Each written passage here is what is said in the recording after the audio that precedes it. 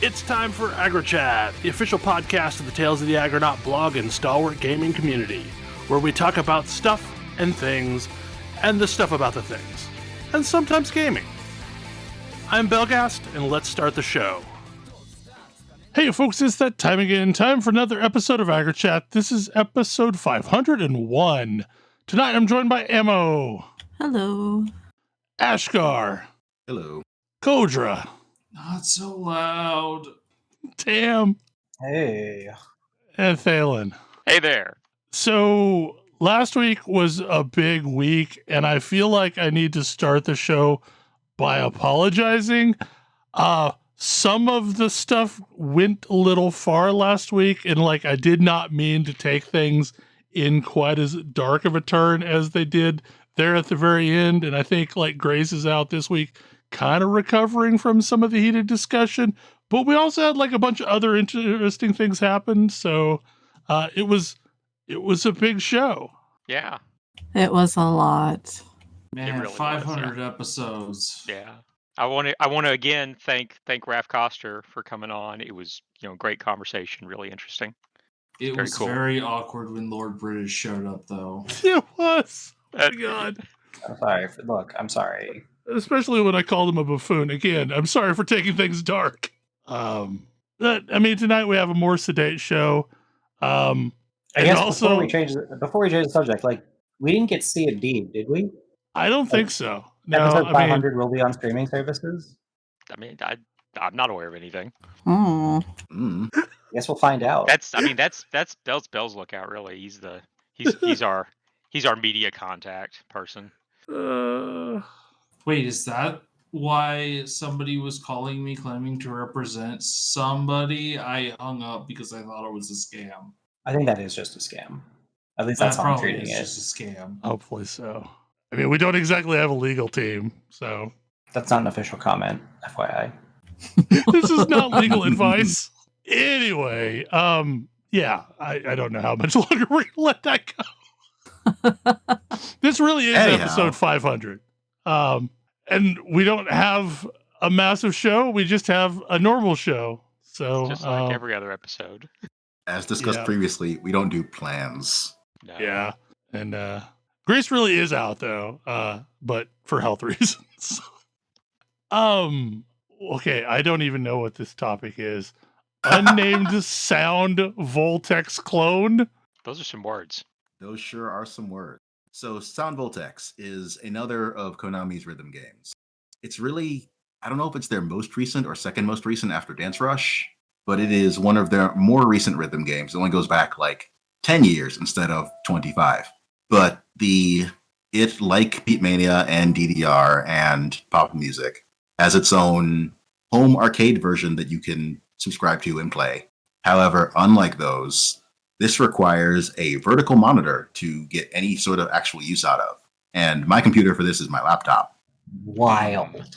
However, the community is willing to accommodate, and several pieces of software exist to let you simulate Sound Voltex. Unnamed Sound Voltex clone is one of them, the more up-to-date one. The older one is called K-Shootmania. Sometimes you find people just lumping them together under that name. But this lets me run Sound Voltex-like things with custom songs and all on my laptop in a horizontal orientation, which feels weird because this is the only one that feels dramatically worse to play the official one compared to Beatmania Really? or Poppin'. Interesting. Why does the official one feel worse? Because it runs in a tiny section in the center of my laptop monitor. Oh, right. Okay. Because you're on your... Okay. Because of the form factor you're on. Yeah, I'm looking at the screen and it looks like they've divided a vertical monitor into 3 small screens, essentially. If you're looking at an arcade cabinet, there is the giant vertical monitor section, which is what you can see in front, but there's also a small horizontal screen below it, which is very nice. You can use for searching songs, changing options, things like that. It's very nice. You don't have that in home version either, but whatever. But this is one of the ones where it's wow, this experience I'm getting on my laptop is far inferior to what I would get if I went to an arcade, as opposed to roughly comparable, or really the only thing at all if we're talking about pop music, because that doesn't exist around here for some reason. I genuinely do not know the reason. But going along with this, sort of led me into what else is there in terms of these simulator type things? And there is the whole BMS community, which I knew about in a lot of ways. A lot of famous songs from current Beatmania are from that. Some songs in Sound Voltex are originally from Beatmania simulators. But they have this big song contest every year called BMS of Fighters, which is currently in the judging state for this year. And wow, there's some really good stuff in there. Oh, for like custom tracks? Yeah. Yeah, they usually have some interesting and kind of cool stuff in there. But like diving into customs and seeing what's available has sort of been my recent experiment here. It's been quite fun. That said, the Beatmania custom community believes in things like multiple difficulty levels, and the Sound Voltex community does not. Oh. They tried it once at the hardest difficulty possible, and they're done. So that's a bit of a shame. Do they not believe in providing beginners? Which is funny because the arcade game itself totally does. Mm-hmm. Unlike Beatmania. I kind of like this is also a problem with Celeste, but I know Celeste at least acknowledges that this is a problem and tries to hold like, hey, map beginner custom maps. You know, all the stuff in the song contests that are coming out, they may not have a beginner map, but they at least have like normal, hyper, and other, the 3 normal difficulties, even if they don't have beginner. So it's not all this is intended to be as brutal as possible. Yeah, it's one of those hard things with modders, is that most of the time if you are into a game enough to be modding it, you are so experienced with the game that you have completely lost perspective on what it's like to be a new player. Yep. So I mentioned this in Slack like a while ago, but the other thing is that in the BMS community, basically the Beatmania simulators, they have more granular difficulties than the actual game proper does for 2 reasons. One is that the on-ramp is not good in Beatmania proper. The jump between 1 to 2 to 3 even is large. And the other is that the high-end difficulties also don't exist. Beatmania puts things at 12, and then some things are just more 12. Do they tell you what things are more 12? No, they don't. So the custom community has both created some difficulties like that break up the like 1 to 6 range much more, and then also some difficulties that break up the 12 range, and also ones going beyond it, because yes, people modding this game are just better than Konami expects anyone to be. Or because again about the conversation around modding, what Konami wants to craft content for. Sure. Because but they are also they're crafting content in some cases intentionally to be extremely difficult. Like they have things like the Konami Arcade Championships that they get up there, but modders are past that. Yes. This is also a factor of the age of a game. I don't know if you've also this game is old. Yeah, if a game gets older and people keep playing it, the people who have been playing it consistently at an extremely high level for 3 years suddenly find themselves needing new highs to go to. 3 years. I'm mostly talking about Celeste here, but yes. Yeah, this game is from 1998. And so people have been doing this for a very long time. Yeah, so they're trying to find new highs and new challenges to surmount. So how much of the extreme lag between these games is due to the fact that Konami went through that whole period where it decided it didn't want to make video games anymore? Well, didn't it want to make more arcade cabinet type things? It didn't want to make console games anymore. Yeah. They made arcade games through that. Yeah. Okay. I know they also went heavy into pachinko games at that time. Sure, yes. Also things that they could put in an arcade. It really has been interesting just to see what the arcade scene looks like after the US basically left it behind for a long time. Right? It's really, there are so few media environments that the US is not just deep within, that it's interesting to find the few that are. Arcades so fascinating. It's wild since the US was such a major arcade player for so very long. Yeah. Yep. Then malls died. Yeah, really, Yeah. it's the death of malls.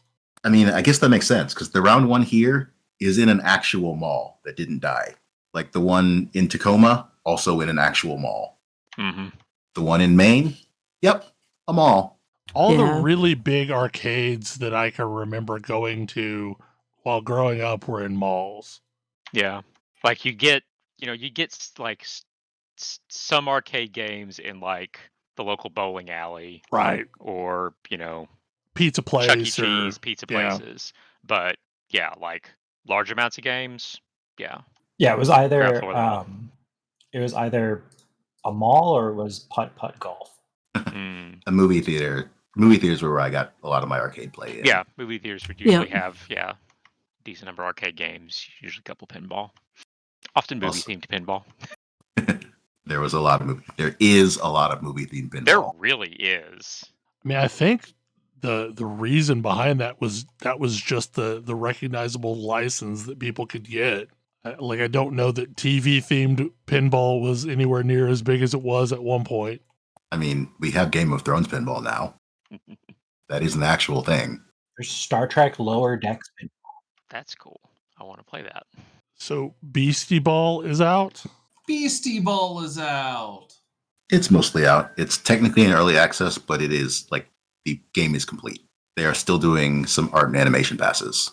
At some point, they added the clapping mechanic, which I love. So this game is basically you catch Pokemon and make them play volleyball, right? Yes. I mean, they want to play volleyball. You are there to coach them. Catching them is also is a thing, I guess. They want to join your team if they ask you for a jersey. If you have a jersey, you can give it to them and they can be on your team. And each one has specific requirements as what you need to do in a match for them to want to join your team. Because you have to impress them. Like the Spike Balls, who really wants to see you buffing your teammates. Or the Birds, who for some reason want to run around and not play volleyball.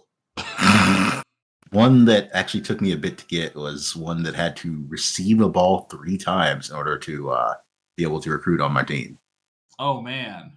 Did you have to use a bunch of free balls? Absolutely. Nothing on my team is going to be no single opponent is going to be able to receive a ball 3 times from my particular team. Yeah.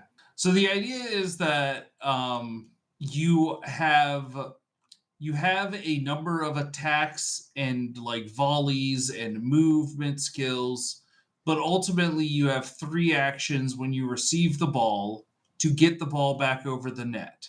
It doesn't have to be save set Spike, but it can be. Yes. And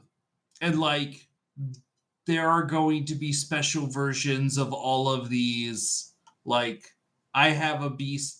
I believe everyone starts with a beastie where it's able to pass the ball and heal the person it passes it to, which is excellent.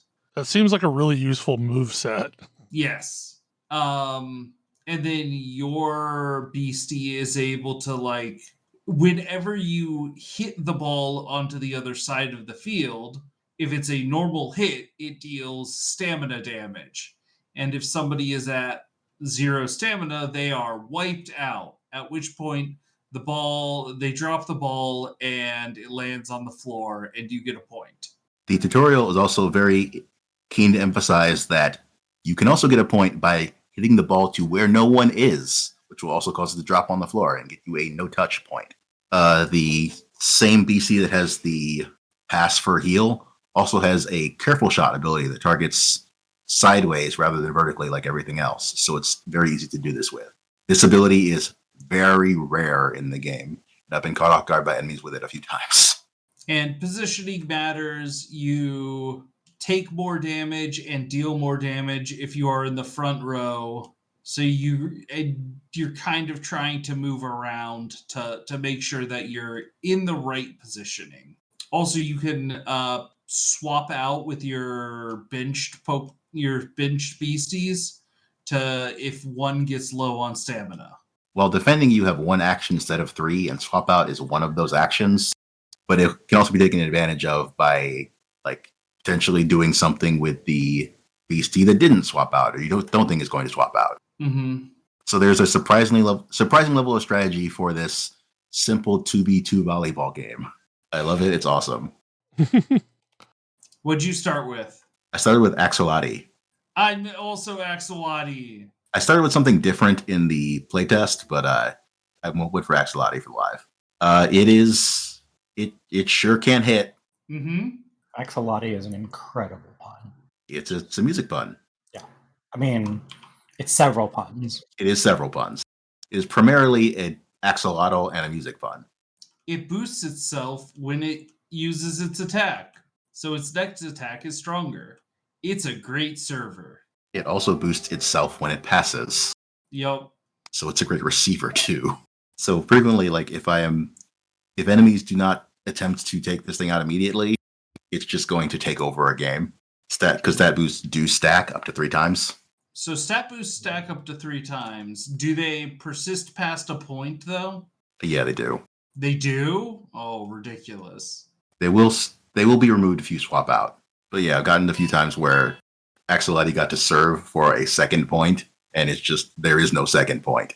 Yeah, that Axolotl will just one-shot whoever it's serving to.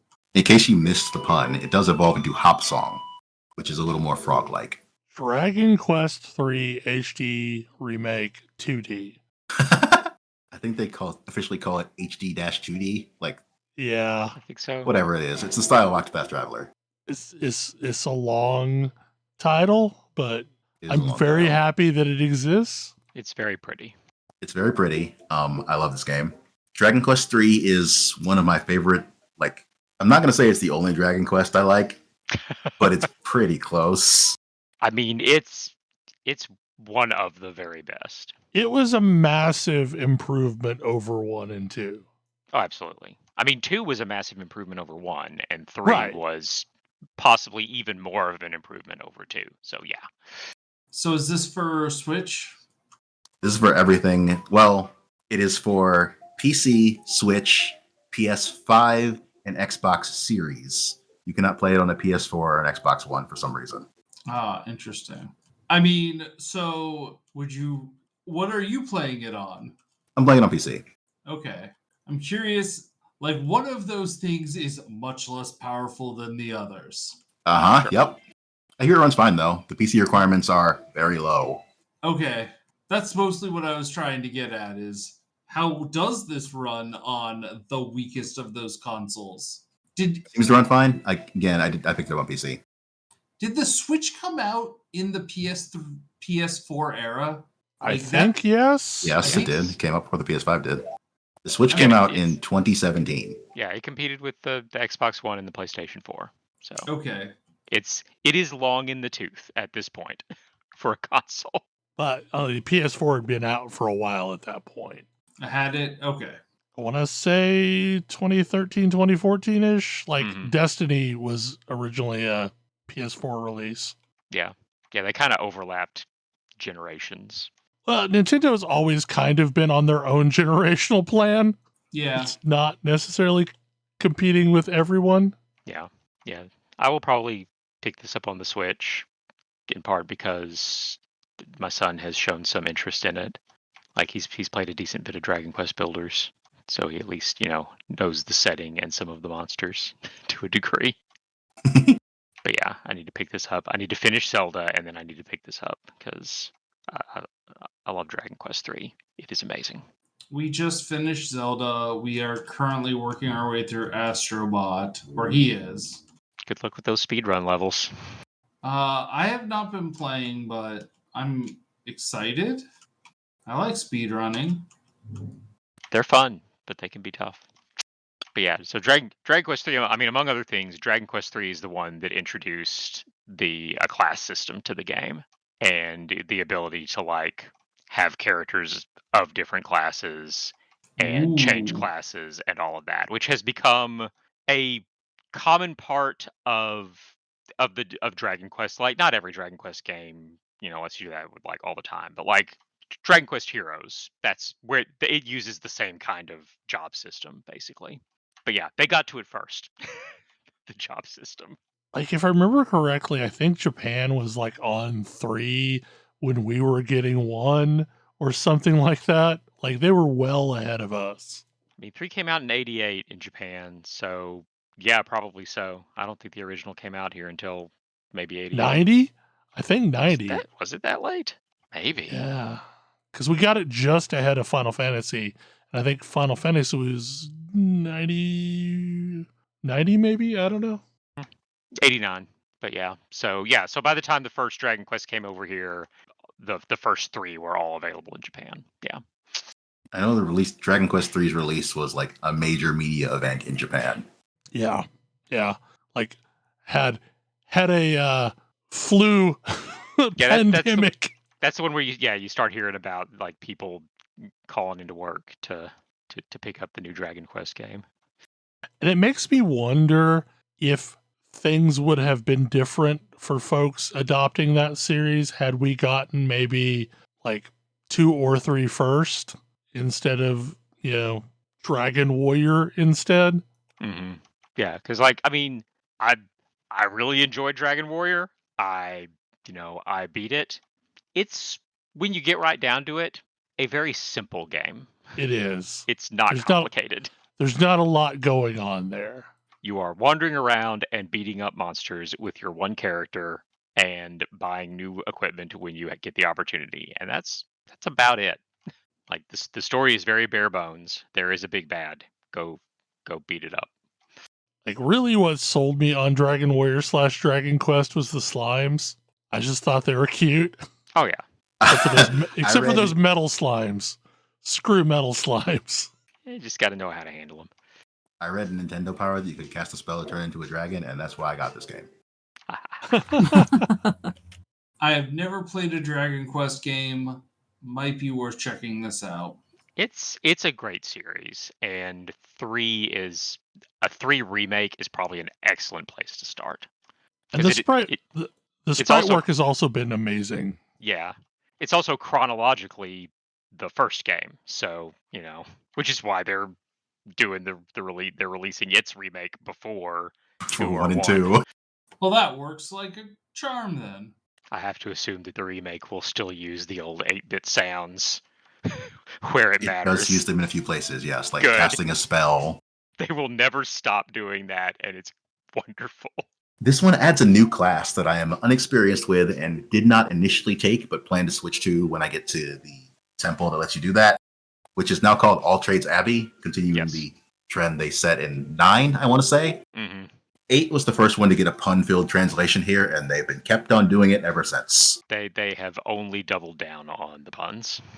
So what job have they added? What class? The job they added is Monster Wrangler to go along with the new monster recruitment system they added. Oh, okay, cool. The monster recruitment system isn't entirely new. I think the mobile version added it. It's kind of funny. This game's been re-released so many times that tracking what's in each version is a little interesting. Mm-hmm. The Game Boy Color version, which was the one I played, added a Parcheesi mini game, and this was rough. I thought it was fun at the time. It was designed to be not friendly. But that mini game didn't make it out of that version. So later versions didn't have it. I think they added the Monster Arena, and this version retains the Monster Arena and then ties that to the new class. So over a month or so ago, I talked a little bit about Soulframe, and very recently they've expanded kind of the invites and passed out a bunch of keys for folks to pass out. And as a result, there's a bunch more folks that have now played it, and I think have some thoughts. I'm so confused. What a weird game. Like, it's so obviously inspired by Elden Ring, for better and worse. I mean, it has soul in the name. Sigh. Nice. I don't think the game's combat is terribly Elden Ring inspired. I don't think the combat but is a lot terrible. of the way it presents itself is.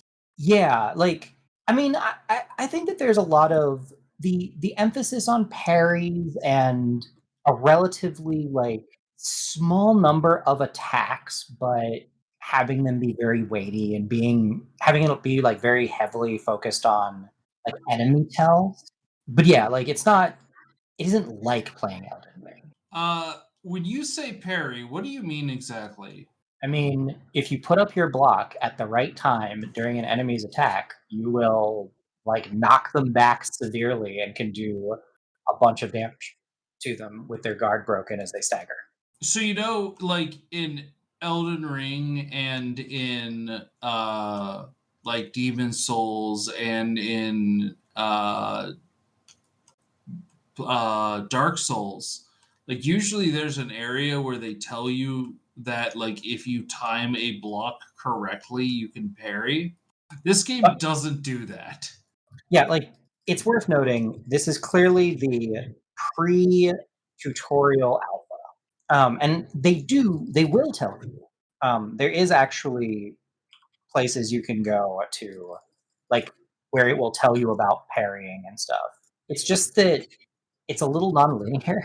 Like, you don't really get quests per se. You absolutely get quests. You get a quest. Yeah, but like, there's other things going on that will sometimes show up in your quest log, but will also be like encrypted text. So, wait, you have a quest log? Yeah, it's on. I don't know. It's on one of the screens. There's a quest log that will show you things, but like most of the text is like unreadable, and over time you'll get one or two characters that are readable. So I would assume at some point all the characters become readable. I feel like I don't have that journal, but maybe it's just not filled in. When I get close to something, I get a little pop-up that says, hey, you're close to doing this thing. And I'm like, cool, what's that mean? It's like, oh, you should press G. And then a bird goes in a direction. And then I follow that bird. Unfortunately, it feels like there might be some pathing issues where like periodically I'll cross a threshold and the bird will just start going backwards and like repath itself. And that mostly means I have no idea where the bird is trying to take me. Yeah, that is definitely a problem.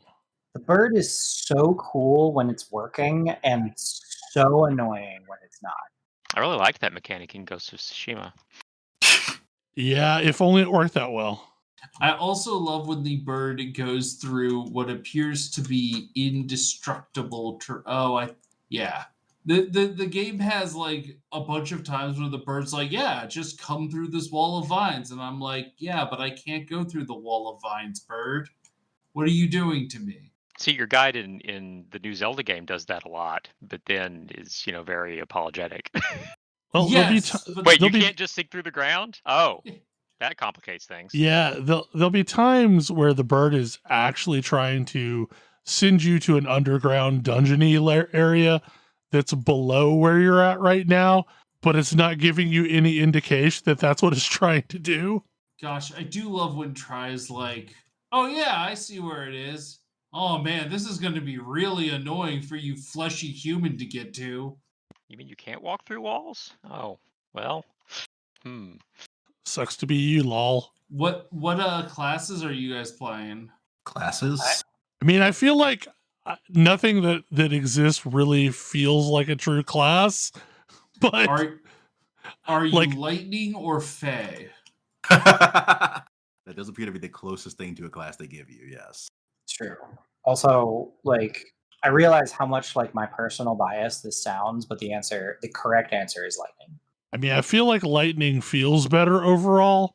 Lightning is like, I spent a bunch of time with Fae and was like, I don't know, this bow thing is kind of neat and these abilities are kind of neat. And then I tried lightning for 10 minutes and was like, I'm never doing Fae again. So this time around, I'm going halberd, and it is so painfully slow that I will probably re-roll to longsword again. Really? Well, I feel like the first attack in halberd isn't that slow. The second and subsequent ones are, yes. Yeah, no, like the stab attack is fine, but also like if you get caught in the animation, there's a little bit of animation locking going on. I mean, yes, if your stab does not make an enemy stagger, then maybe don't go for the follow-up. Right. And it's I feel like that stab is slower than the longsword's main attack. Right, like it feels real bad when you're trying to fight multiple things at once that aren't neatly lined up behind each other to where honestly, you're only fighting one at a time. I kind of feel like that's true of everything in the game. Oh yeah, getting swarmed is bad. Like you just don't really have the tools. Like the game's combat is not really built for you to fight more than like 3 things at a time. Which is not to say you can't. It's just not where it's at its best. I will say the phase 1 is an AoE, which is pretty strong. It's true, but also so is the lightnings. And I think that I think the lightning one is a better AoE. Like the lightning, the Fey abilities are like, you get a bow shot, which deals a stupid amount of damage as your like basic attack, as your basic special attack. And then you get that turn things to stone arrow and the bird's arrow and the stealth. And lightning is like a Gatling chain lightning gun, a like AoE push that knocks down at the end of the push, a giant stupid buff for your like a ridiculously huge buff for your lightning attacks, and like a crazy armor thing. And that armor is strong. I've been running around as longsword and lightning, and it's very good. I do wish I had the faintest idea what my bird was sending me to at any given time. Like, it's really cool at first where I'm just like, I don't know, anything is fine. Bird, where are we going? But now that I have like specific things I'm trying to do, I'm like, bird, could you not? I've fought a bunch of stuff in the game, but I also don't feel like I approached any of it in the correct order. Yeah, I spent a lot of time just roaming aimlessly, fighting whatever I come across. Yeah, I did my level best for it to be like a sympathetic playthrough. Like, what is the experience that they would like me to have here? And I haven't the faintest idea. Like, it's not bad. I don't dislike the game, but it sure is confusing and disjointed. Yeah. I think the thing that they're going to be fighting is, I think most people were expecting melee Warframe, and it's not really melee Warframe. No. What gets me is that Warframe is a game that revolutionized movement, and movement's just not that interesting here. Yeah. I don't know what of all of the things I think Warframe does, the thing that I think is like, this is what sets this apart as a game that I like to play and come back to, is just moving through the world feels so good. Well, you and I are having a conversation earlier this week. Like, I don't feel like Warframe is a good shooter, but it's a good action game. Yeah. Yeah, exactly. Like Warframe is not like a particularly tight or like they cover, I mean, it covers in some ways for the fact that it's a sort of mid-level shooter by having a lot of really weird guns, and that gets you pretty far. But like its actual, gun mechanics aren't amazing. Yeah, they're not that tight. Yeah. Not trying, and it's fine. It's not trying to be, but it's also like it's not. We're not pretending that it is. But nobody lets you move like that. I also kind of feel like this is a pet project that's trying to find itself. And I don't know if what we're seeing is going to be anywhere close to the game that ultimately ships. Well, and knowing Digital Extremes is the game that ships going to be the game that you play in a couple of years afterward. Yeah. And honestly, like, I'm pretty excited about it just because I feel like the bones here are pretty good. Mm-hmm. Like, there is cool stuff. Like, if they tutorialize this game a little bit better, which is not hard because it's there. They just need to like craft it a little bit more cleanly and like, give me a little bit more hook, because boy, does this game not have a hook? No. As is. Like, as far as I can tell, these aliens basically like distracted humanity with a song, and they're also screwing up the environment. Hell if I know, man. Man, that sounds like, I don't know. I just have a bunch of people calling me a traitor, so I feel like maybe I'm the alien then. Like, I feel like I'm one of them. Like, catch the traitor. Okay, so from what I've gleaned is there's some kind of an occupying alien force that I've not encountered yet, and they have converted various humans into being their acolytes, and the people that are wearing all the random armor and, transplanted limbs and stuff like that are all their folks called the Ode. And there's these songs that, I don't know, I'm trying to think of the word, like almost hypnotize the humans into doing their bidding, but also they're terraforming the planet to make it crappier. Or at least Interesting. that's what I've gotten from it, what I've played of it. But again, there's just a vague sketch of a story going on. And it's interesting because there is, I did sort of stumble into a whole story with a boss, that are surrounding a boss and, redeeming a person. And it was honestly kind of cool. The girl and the stag? Yeah. Yeah. That whole thing was kind of neat. But it would have been so easy. It was cool because I happened to hit the right things in the right order, such that I was like, oh, okay, I understand who this is, right. And that's cool. What a neat series of reveals. But I think I just lucked into that. Right, exactly. I roamed around aimlessly for a while until I stumbled into that sequence. I'm like, wait, so is this what I was supposed to go to do originally? Because I certainly was barely led there, if at all. Well, I ran around forever. You get these ghost people in your, I don't know, World Between Worlds camp, this thing they call the Nighthold, which is it's like your lander in Warframe, except you can just go there whenever. Right. And you end up with, you originally find not Leonardo da Vinci, and you're helping him and his talking tumor out.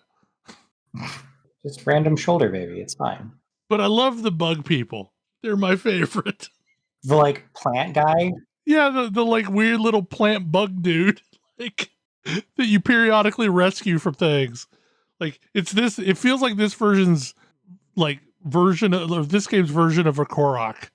Yeah. I love how there's two kinds of NPCs in this game. There's NPCs who talk like Elden Ring NPCs. Just absolutely inscrutable dialogue. Completely indecipherable, a proper noun every third word. Oh, you must be the flork with the bing tonging. And I'm like, cool, I don't know what any of those words mean. Or they're more than happy to speak plainly to you, but they know absolutely nothing at all. Right, exactly. Those plant guys are super friendly and they would love to help you, but they don't know anything. Then there's all the random people milling around in the fields that won't talk to you.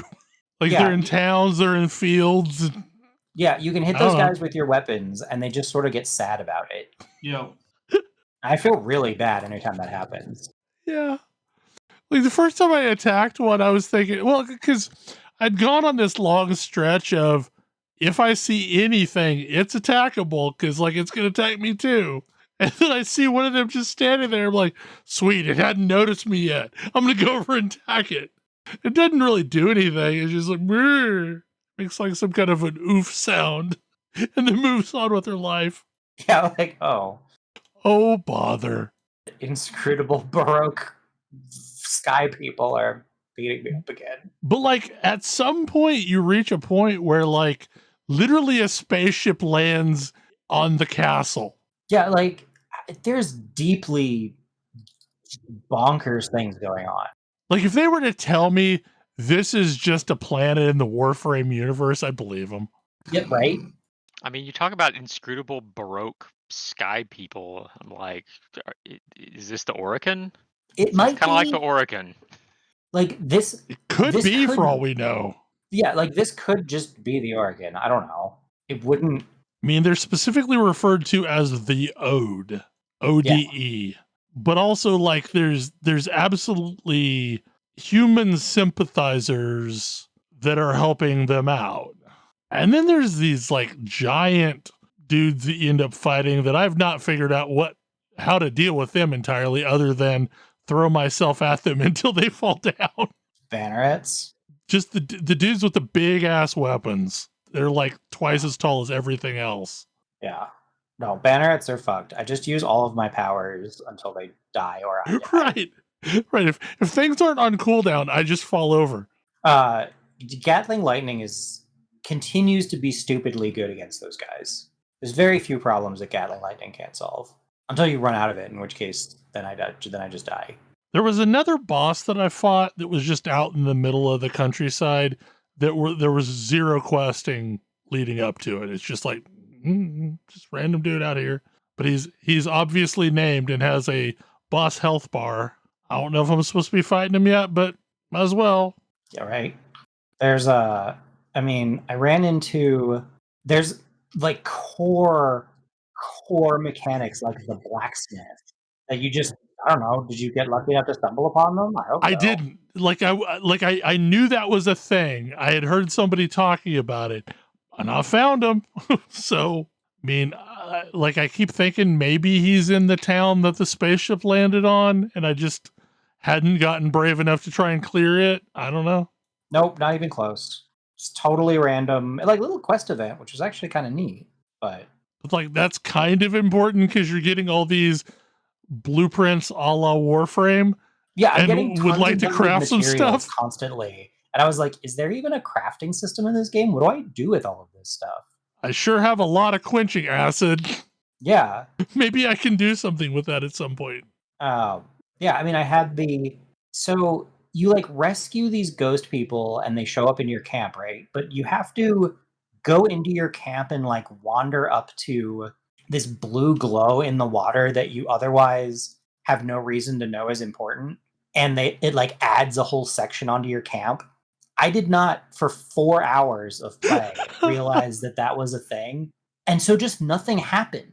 I was like, so it took you 4 hours to encounter Shoulder Baby? No, I had encountered that guy and rescued him. But then the thing that kicks off the rest of the quest is sometime after you get him set up in your house is when he like actually is like he's got to be there, and he just wasn't. I was like, I don't know what the deal is. Also, you're a monster if the first thing that you don't do when you go into your like night wold area is you're supposed to go pet the wolf. Like, I would have pet the wolf first if I figured out what the interact key was when I got there the first time. I hadn't yet. It's the first thing I did. It's like, good wolf. Yeah, there's some real like questionable. Why did you decide this was your default keybind? But hey, the game has invert Y by default. Progress. I think I found the interact key because I was going in to like rebind a bunch of stuff because I was changing what the dodge was on. So I want to say by default dodge is spacebar or something like that when the game has a jump. Jump is spacebar. Default dodge is shift, I think, but you got to double tap shift. Maybe I don't know. Shift and sprint and dodge roll, dash and dodge and sprint are all the same button, depending on how you press it. Maybe that was what I was going in to change because, like, I definitely put dodge on its own key.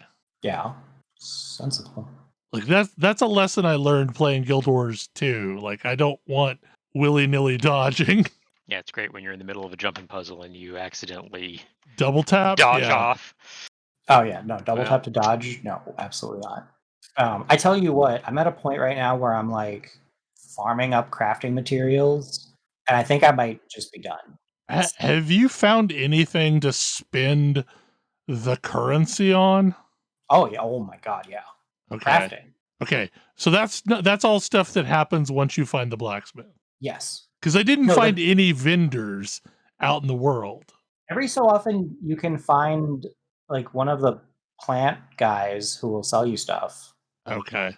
They're in towns that I couldn't tell you what they are because it's just nonsensical symbols instead of words. Right, and the map is useless for marking anything. Yeah, the map is, yes. Like, there's an interesting kind of information obscurity thing that they're doing, and I want to like it because I thought it was cool in Tunic. And there's definitely some inspiration there, but also like they're obscuring the wrong things, I think, don't obscure, like, if you obscure my map locations, then I just simply can't navigate the world. And that's not, like, that doesn't make me feel like I'm engaging in the mysterious, like, the ethereal mystery of this world. I'm like, I just can't get around. This is dumb. Like, I got stuck at one point and just had to, like, run off in a random direction for a while because my bird was taking me in circles, just doing the same event over and over again. It's a fine line between like building mystery and just being obtuse as hell. Most games writers are not good at this line. Yeah, like, if you want to obscure information and so forth, like, you need to be so good at messaging. I mean, first of all, you shouldn't obscure the information I need to start playing your game. Yes. Right. Like, Right, which is a Tunic thing. Like, Tunic starts by giving you this fake instruction manual. It's written in a language you can't read, but it tells you how to at least start doing things in the game. Yes. Mm-hmm. Now, Tunic is a masterclass because you can play the game a surprising amount before the fact that you don't have any idea what's going on even matters. You can beat Tunic without deciphering the language. Yeah. I beat Tunic without deciphering the language. I should go back and replay Tunic and decipher the language. Because apparently there's a lot there. Yeah. And like that's cool because you didn't have to, it's not like, oh, you're gated from understanding this game or being able to like reasonably engage with this game via their like obscure language stuff. There's no tutorial even on how to decipher the language, and you can, but it's not like straightforward in any way. Yeah, I don't know what I was doing to learn pieces of the language. Just every so often, letters would show up as readable. Spoilers, you were going into soul mode near a particular moat. That's what's doing it? There's little like floaty things in the air that you see sometimes, and if you're close to one and hit the thing, you will in fact just pop up and grab one. And it'll like replace some of the letters, and you'll get some congratulatory gibberish from the scribe guy. Okay. Yep. Cool story, bro. Like, There's a music mini game and like a board game. yeah, like that was part of that one quest chain, but I've not encountered it again. I've run into it a couple of times.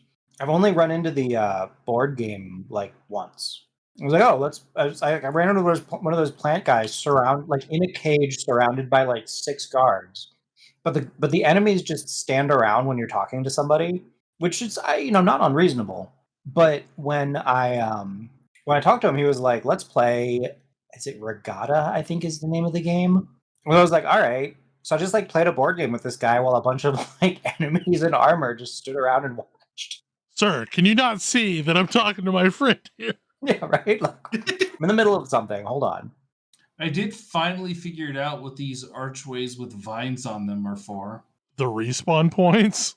Well, you can also travel between them. I was about too. to say, you could eventually travel between specific ones. You have to find both sides.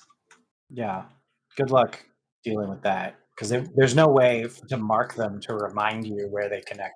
No, certainly not. Like, to me, it's a testament to the potential that, like, all of these little really annoying things are not enough for me to be like, no, I don't actually enjoy this game. Yeah, like we've played a lot of it at this point. And, yeah, and I mean, I'm like closing on 20 hours in this week. Like, there's something there. Otherwise, I would have bounced long before now.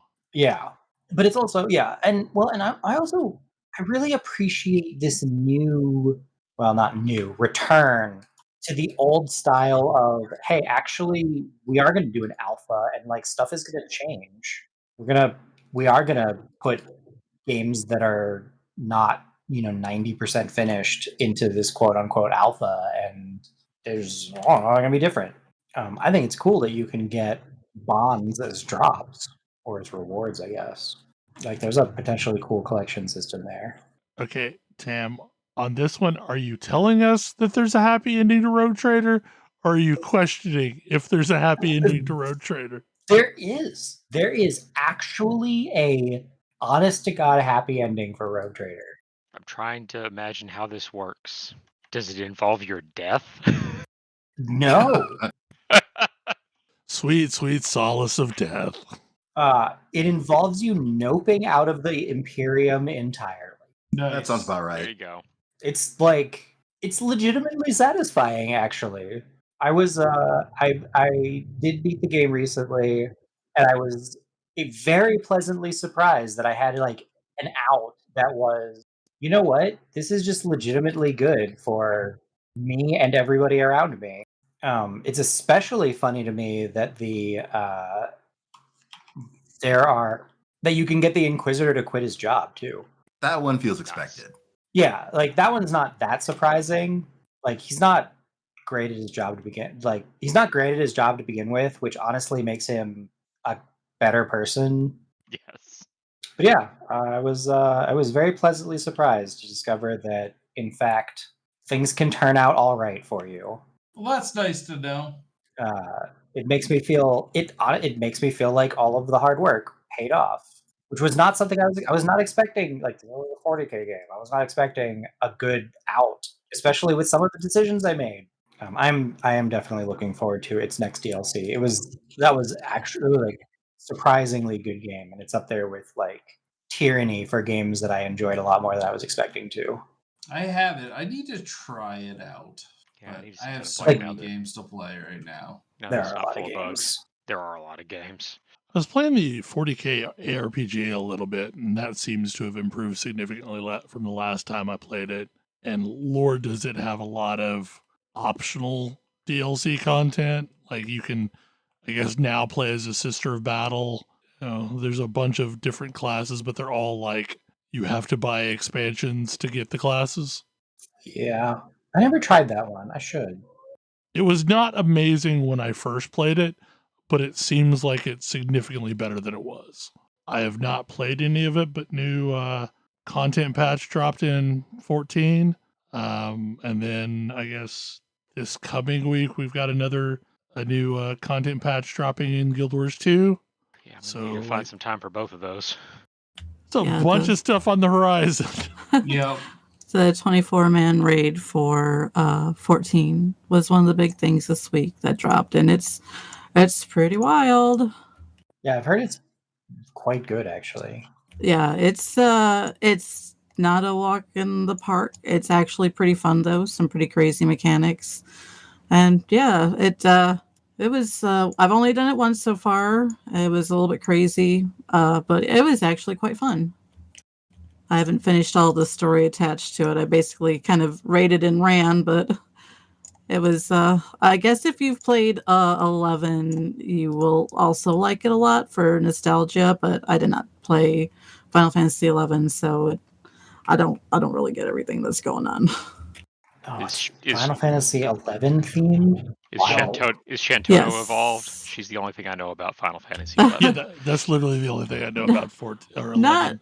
Not yet. There's a character named Prish that is like the main character the so monk far that I'm character. aware of. Yeah. So no sign of Shantotto yet. Shantotto is it's so weird because Shantotto is not like I played a lot of Final Fantasy 11. Shantotto was not as big a deal as it really seems to make her out to be, I think. Well, it's kind of like, I mean, she's sort of like the chosen mascot for that one now, like Ishtola is for 14, right? So, Mhm.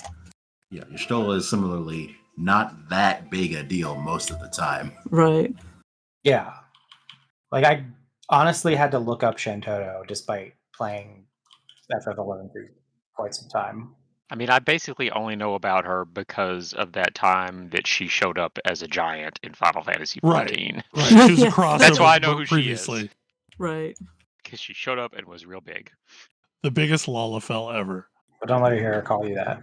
Don't let her hear you call her that. I'm hoping at some point they redo the 16 crossover event since I missed out on it. I did too. Yeah. Yep, Oh, it's yeah. pretty cool. And you get a doggy you can ride on from that one. So Yeah. you want to do it. And you can pet him. Yes, it's quite adorable. They actually give you both the versions of Torgal. You get the baby one for a minion. Portal I is want good to as I want to dog, say though. something, but I feel like Yes. it's spoilers for a game people haven't actually played yet. Anyway, we are probably at time. Any final thoughts about anything? 500 episodes, huh? Yup. That big number. What They're when did we big. start this thing? 10 years ago? 2014? 2014, 10 years ago. Mm-hmm. It's a wild ride. Yep. I think we could have been properly numbering our seasons the whole time. What? No. No. Unthinkable. That ship sailed so long ago. And, I mean, we could have just had sequential numbers, or we could have had seasons, and I said, why not both? Sigh. Well, you know, as the poet says, it's been a long road getting from there to here. I mean, the journey, however, was, of course, the friends that we made along the way. The journey Indeed. was the whole point. Well, hopefully you all enjoyed the show, and we will see you again next week. Good night. Good night. Good night. Good. Good night. See ya.